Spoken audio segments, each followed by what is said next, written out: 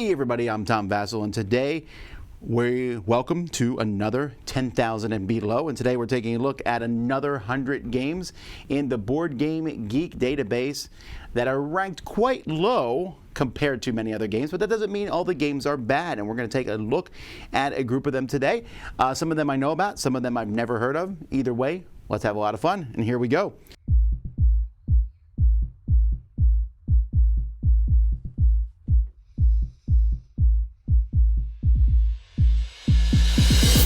So we'll start, we always take a look, we don't take a look at all 100, but we always look at the first one on the list. So that's Demo Derby, Saturday Night at the Track.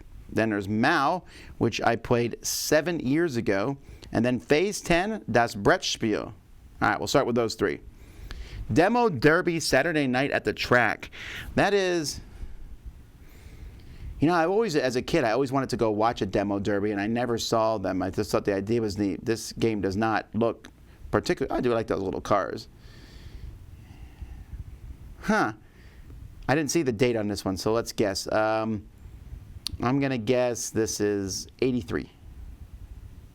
Oh, 82! I'm close. Yeah, so I mean, it's an interesting idea. Mayfair Games? Oh, I didn't even notice that. Wow, that's super interesting. I've never heard of this one before. Well, it's probably not that great of a game. No designer credited. All right, Mao. This is, I've not played that version of Mao. Oh, it's a public domain game. That's why I gave it a 6.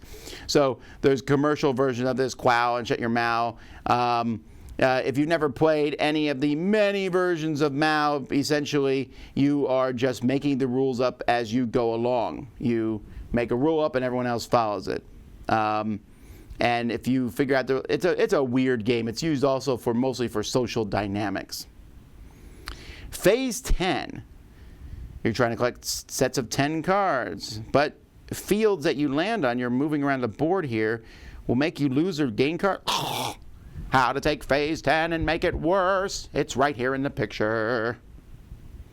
All right, let's keep going down here. Little Bird, Big Hunger. La Ruta del Tesoro has 120, and then Global has 99 ratings. Then Gem Dealer, that's another game that I've played. All right, let's jump. Little Bird, Big Hunger, this is a little kid's game. And you are rolling a die to see about chicks. This is for very little kids, but it's fun. You're just trying to make these grow. See the eggs on top of that on each other, and the bird will get bigger and bigger. So fun game for little children. This one I've not heard of before. Monopoly. Okay, never mind. But set in an environment of naval exploration and conquest.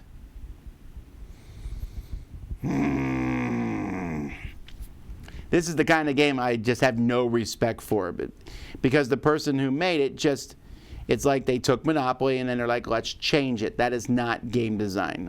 But it maybe came out in 1980, so I'll give them a pass. 40 years ago.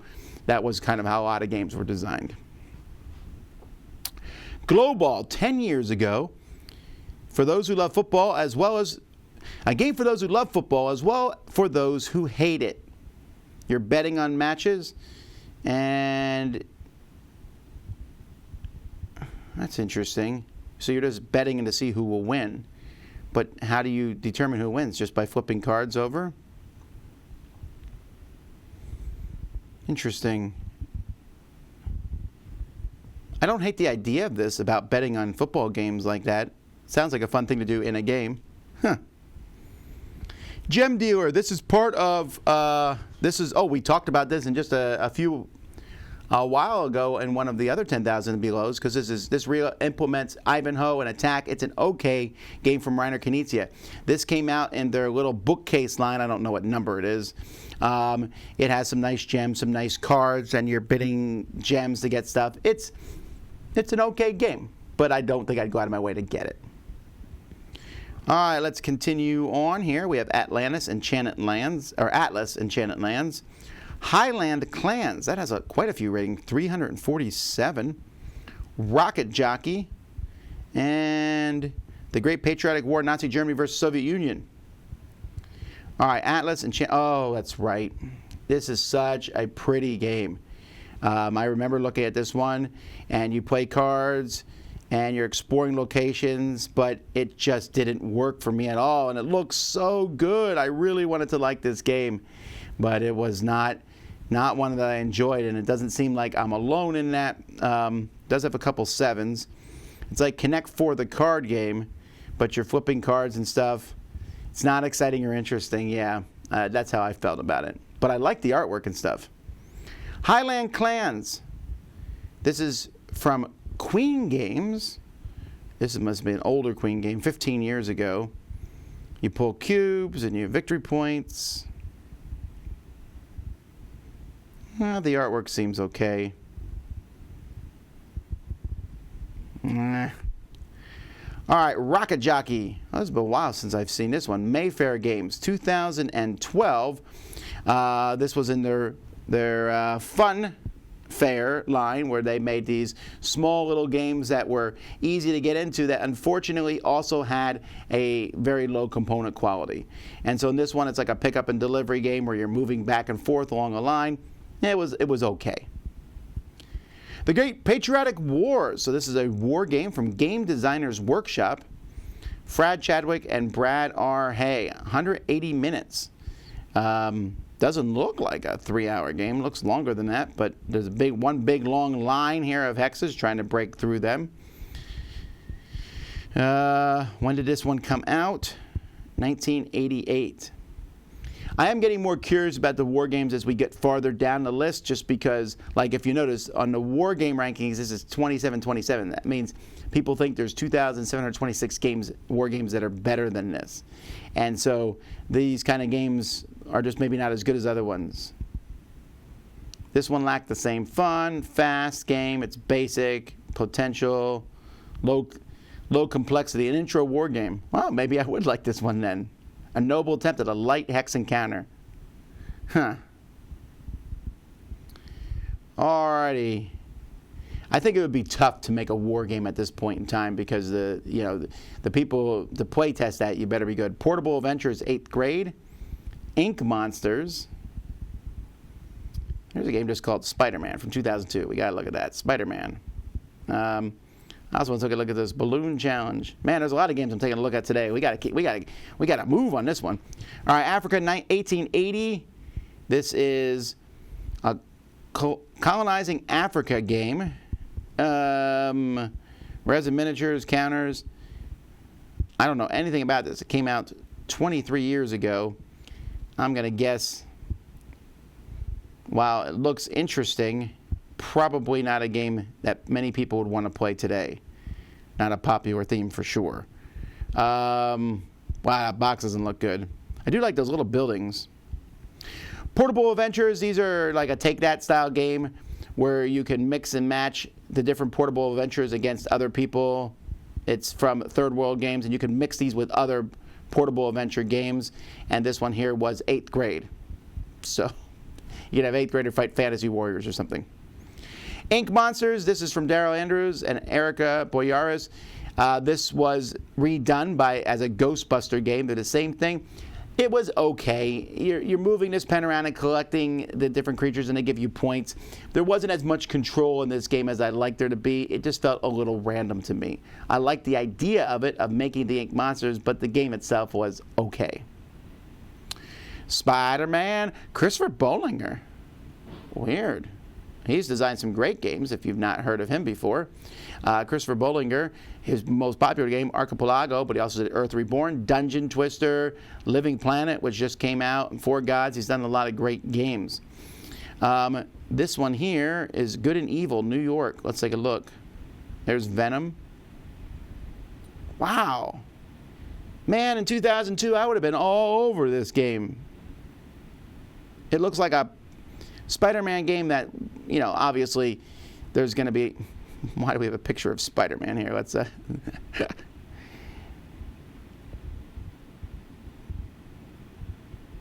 looks a little, clunky maybe, but I do like the different dice and the movement and the combat. Man, this seems kind of fun. Dr. Octopus, the police, and Spider-Man himself. Cool. All right, Balloon Challenge. Blow up balloons. So you are just trying to make a balloon and not blow it up. To blow up a balloon but not pop it, I mean. That's a cute theme. Duel of Mages. This does not look very good. Oh, I do not like this art at all. Ah. Oh, I hate this art so much. When did this come out? 1996. Oh, I guess there's some forgiveness there. A non-CCG game has a CCG field. And blah, blah, blah. I don't care. All right, let's continue on to find games that look better. Titan Dice. Let's take a quick look at that one. Compact Bowling. I'll take a look at that one. Distraction. The Dutch East Indies. Atmosphere. Khufu the Mummy. And that looks a good. Oh, and then we'll look at this Tweagles. All right, so we're halfway through here looking at these. Titan Dice. This is another Eagle Griffin game one. Okay, your Titans, and you got to capture stuff with dice. I wonder why this one has some nice little dice. Maybe a little too much text on these cards, but I'm surprised this one hasn't gotten more buzz.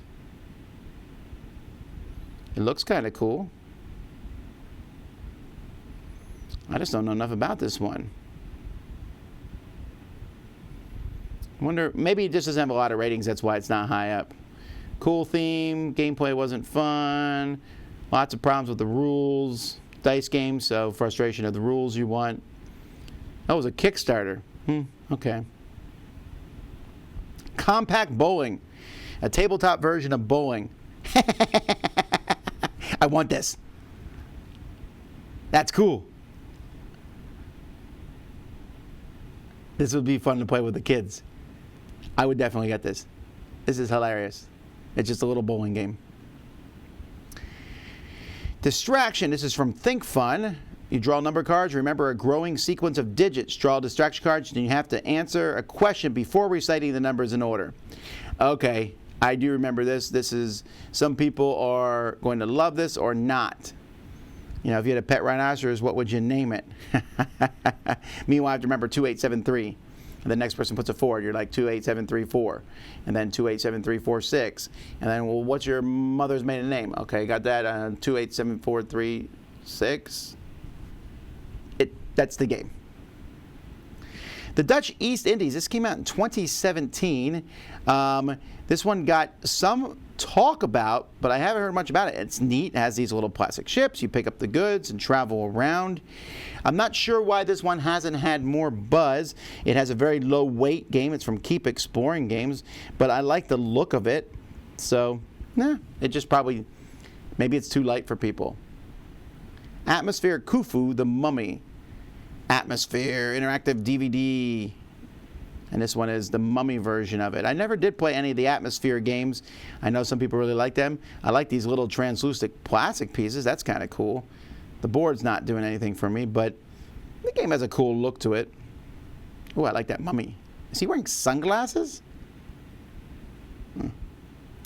All right, Tweagles. Tweagles are monsters coming, but they're mice, and they land here, and oh no, now we gotta not get killed. That's kind of a funny theme. Oh, that's some cute little art there. Tweagles.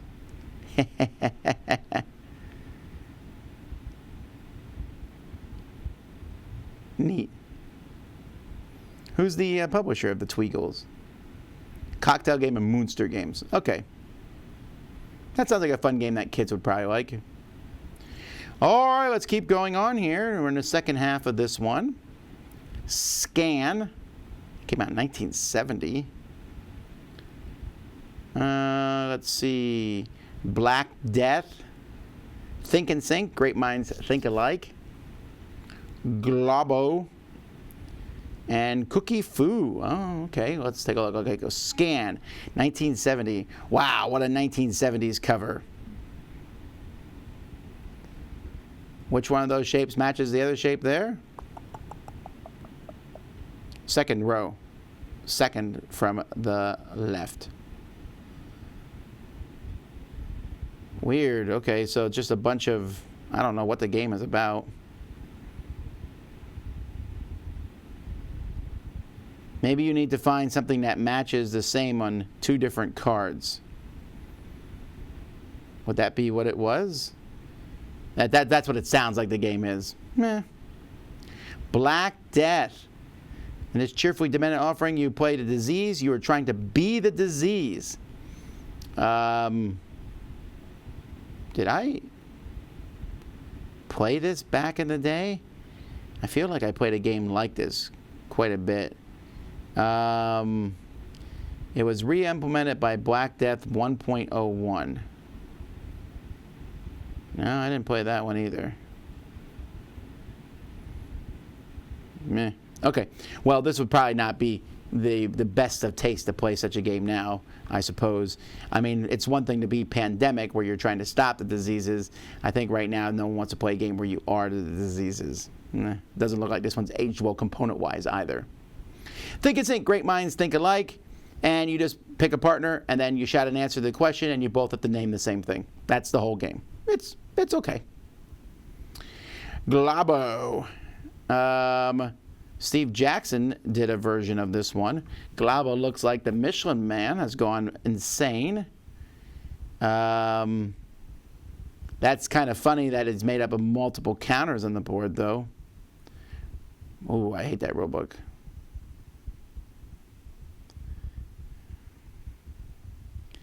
Well, if ever there was a game that looked Steve Jackson-ish. 1983. Designer Alan Varney, I know that name. He did Necromancer and Gamarauders. Okay. He did Paranoia, I see. Cookie Foo. I remember the first time I saw Cookie Foo. It was in a store owned by Wizards of the Coast, and they were going out of business. This is way back in the day. And these were on the shelf, and I got some because it looked neat. They were in at the time, I thought, these are cool boxes. Now I'm like, oh, what a pain. And you just roll dice and make combinations and fight someone. This game actually came back a few years ago. There was like a return of it.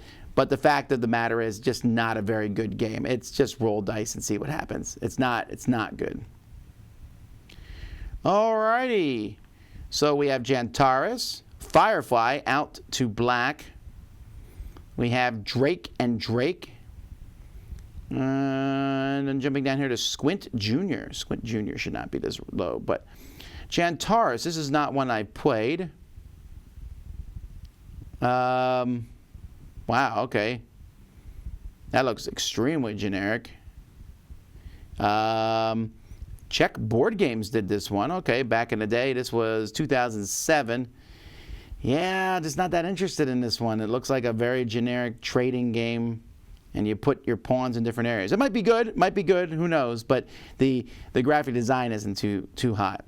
Firefly out to black. This is from Toy Vault. You are competing against the game. I like that. When did this game come out? 2013? Look at this description. A quick card game that plays for 3 to 5 players. It's unusual in that the players do not compete against each other, but compete against the game. This is a fairly new style of game called a co-op game or cooperative game. That's a terrible phraseology. I get that you might want to explain that cooperative games. Why is it in the description on Board Game Geek? That's weird. Why wouldn't it not just say it's a cooperative game? That sounds like it's a copy from the back of the box.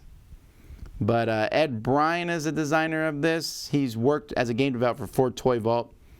Yeah, this is his top game. I haven't played it, so I don't know. But it's ranked pretty low, and people tend to like cooperative games, and they tend to like Firefly. That's a lot of information on one card. Drake and Drake is a cool little game from Bruno Catala. This was back when Descartes Games existed, and they were part of another company called Euro Games, and this was like a dueling game. They made a line of games for 2 people, and so Drake and Drake was in this line. Not bad. It was a fine game, not fantastic, but it's still, I believe this may be the first Bruno Catala game I've ever played. Squint Jr. So Squint Jr. is actually, I think, better than Squint. In this game, you're making pictures that other people have to figure out what they are, like make a house. And you use these cards with all these squiggle lines on it. The difference between Squint and Squint Jr., the cards were transparent, so you could put them on top of each other. I thought that was a cool version of Pictionary. All right, let's see. We got the Haunted Clock Tower, Copper Twaddle. It's a long time since I've seen that game. History of War, and Dice Land. And we'll also take a look here at Rocks with an X. The Haunted Clock Tower came out in 1994. Let's see here. Oh, those are cute ghosts. And you just got to get ghosts. Is it a cooperative game? It looks nice. It's definitely a kid's game. Copper Twaddle, Tony Boydell. Surprise stare games. Tony Boydell, of course, is not known for Copper Twaddle these days. He's known for his bigger, more grandiose games, most likely Snowdonia, or his blogs on Board Game Geek. But this was, I believe, one of his first games that he came out with. It's not a great game. It's just a decent game. It definitely has this old medieval look to it. But I think in this particular game, that works for it. History of War. A collectible strategy game of average complexity. It has no rarity or random distribution. Each set gets the same cards. Oh, okay. This came about probably when collectible card games were big, so that they had to say, not a collectible card game. Wow, that's a lot of cards on the table for the History of War. 2003. Dice Land. Woof. I remember this one. This was from Kidult Games. Kidult Games had several games, and Coyote's a fantastic one, but I believe they made several games that just used dice around the same time. And this one was one where you moved dice on the board and you fought with dice, and it doesn't look good, and the game itself wasn't very good at all, unfortunately. Rocks. Order to the Elements, your druids, blah, blah, blah. You think druids might be an overused theme in board games? Like there's more board games about druids than there actually were druids. These are very colorful, cool-looking cards. I wonder if you're just trying to line them up next to each other. Okay, moving on down past Rocks, we have Kalidia, the Epic Strategy Game. If you were wondering if it was Epic Strategy, they tell you in the title. Gettysburg, 1958. We got Scum. Grandpa Beck's Golf. We got to take a look here at Shadow Lord. City Blocks, which I reviewed. Tenaki, and then we'll end with Stock Ticker. Ooh, that's quite a few games, and we are getting late on time, so let's get going here. Kalidia, the Epic Strategy Game. Oh, yes. Did I not review this one? I thought, well, I definitely pulled this one out and looked at it, and it is... No, I didn't play this one. I just remember looking at it. It is not a good-looking game, and therefore I never got around to playing it. You know, sometimes that matters, right? This might be a good game, but you got to make your games look fun to play, and this one kind of, that board is a little overwhelming, especially in person. Metal Mania. Yeah! GDM Games. Bringing together the great heavy metal bands. Oh, but they're parodies. That's Ori Osborne and Splash. Wow, that's some pretty close parodies there. They're not fooling around. Yeah, well, this looks like it's definitely for people who like heavy metal, of which I am not one, sadly. Atoll. Oh, this is an abstract strategy game. It's you are trying to connect two things on the opposite side of the boards. This looks like one, as when I look at the pictures, that's played online more often than not. It looks very similar. It looks like you can play Go pieces with it. You use Go pieces to play it. Gettysburg. I owned Gettysburg when I was a child. I read the rules for Gettysburg. This was a fascinating game to me, one of the Avalon Hill games. I remember reading that rule book and a little mind-boggled on how the whole thing worked. I didn't understand all the different things. This was before Hex Encounter was a thing. You can see that squares were still a thing. You move on the roads and all. Definitely a classic game, but definitely one that hasn't aged well. And you can see that again, if we look at the ratings breakdown here, there's just a lot of mediocre comments on it. Scum is a card game that I ranked very low. It's basically very similar to the Great Dalmudi, but then there's variants that cause the colors to matter. I don't remember why I hate it so much, because giving a 2 to a game is pretty strong. I did do a written review of it, so let's see what I said. It's a ladder climbing game. There's nothing to distinguish us from better ones. Why buy an inferior game that has nothing to offer in the genre, I said. The quality is anything to get excited about. The gameplay just isn't there. If there's the only type of game in existence, I'd gladly keep it, but I'll never play it next to other better games. Burn. All right, Grandpa Beck's Golf. 9 cards face down. You try to get the lowest score to win. There are many games like this where you flip over the cards. This is an okay one. If you have someone who likes golf, maybe it's worth it. Shadow Lord from 1983. Oof. Oof, this is definitely a 1983 artwork, and there's a pig guy named Zvine. Wow. I would have played this in 1983 for sure. City Blocks. This is a Lego building game that I did not give a good review to because it's just, it's too easy. And there's like some weird things like you can decide what 4 blocks you put out, and then you pick first. It would, the simple rule change if you put out the blocks and let someone else pick first. It seems like it would work better. It sounded cooler than it actually ended up being. When I first saw this, I was very excited, but it's just not that good of a game. Tenaki, you're building large totem poles. The artwork is cool. I don't know much more about it than that. All right, and then finally, we always look at the last one, Stock Ticker. This has a lot. Was that the last one on this one? It was. It was 1937. Well, buy and sell stock.